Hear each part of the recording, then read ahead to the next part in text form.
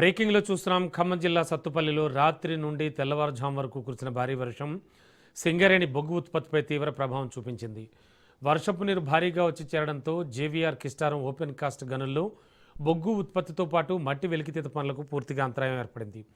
15,000 టన్నుల బొగ్గు ఉత్పత్తి, 80,000 క్యూబిక్ మీటర్ల మట్టి వెలికితీత పనులు నిలిచిపోయాయి. అటు కిస్టారం ఓపెన్ కాస్ట్లో 5,000 టన్నుల బొగ్గు ఉత్పత్తితో పాటు 35,000 క్యూబిక్ మీటర్ల మట్టి వెలికితీత పనులకు ఆటంకం కలిగింది. గనుల్లోకి భారీగా వరద నీరు వచ్చి చేరడంతో ఉపరితల బ్లాక్లన్నీ బురదమయంగా మారాయి. దీంతో బొగ్గు రవాణా చేసే భారీ వాహనాలు ఎక్కడికక్కడే నిలిచిపోయాయి. ప్రస్తుతం గనుల్లో నిలిచిన వర్షపు నీటిని మోటార్ల సహాయంతో బయటకు తోడేసే పనులను సింగరేణి అధికారులు ముమ్మరం చేశారు.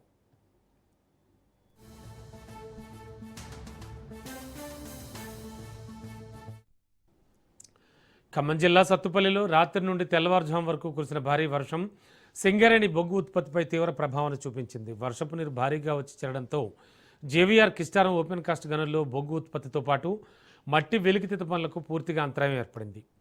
మరింత అదనపు సమాచారం అందించడానికి మా కరెస్పాండెంట్ ఉపేంద్ర సిద్ధంగా ఉన్నారు. ఉపేంద్ర, చాలా భారీ వర్షం పడిందంటున్నారు. దీంతో ఈ కిస్టారం ఓపెన్ కాస్ట్ గనుల్లో ఇబ్బంది ఏర్పడిందంటున్నారు.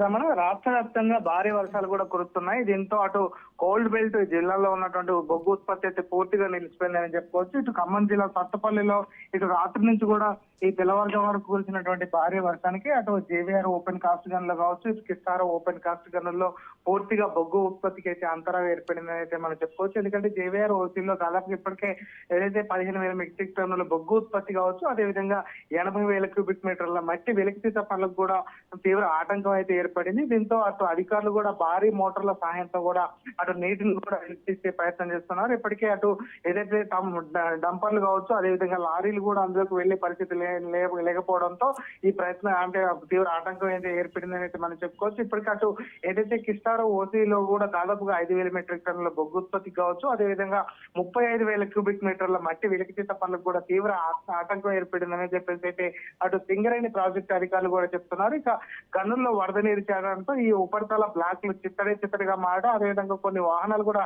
ఎక్కడికక్కడ నిలిచిపోవడంతోనే ఈ పరిస్థితి ఏర్పడిందని అయితే అధికారులు అయితే చెప్తున్నారు. ఇక గనిలో నిలిచినటువంటి వర్షపు నీరుని అయితే అటు బయటికి కూడా తోడేసే ప్రయత్నం అయితే అధికారులు చేస్తున్నారు.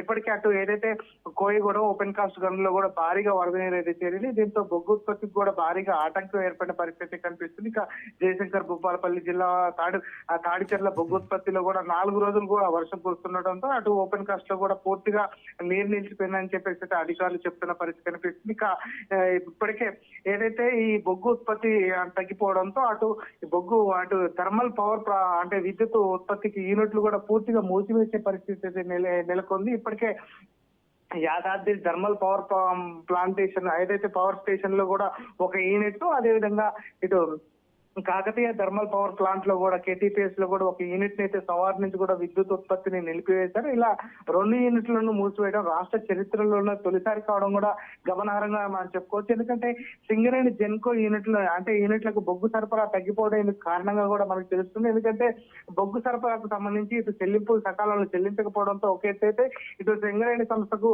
ఏదైతే అంటే గనుల్లో వర్షం నీరు చేరడం కూడా ఈ మరొక ప్రభావంగా కూడా అధికారులు అయితే చెప్తున్న పరిస్థితి కనిపిస్తుంది. ఏమైనప్పటికీ రాత్రి నుంచి కురుస్తున్న వర్షాలతో మాత్రం ఇటు బొగ్గు ఉత్పత్తికి అయితే తీవ్ర ఆటంకం ఏర్పడిందని అయితే మనం చెప్పుకోవచ్చు. Ramana, okay, thank you Upender.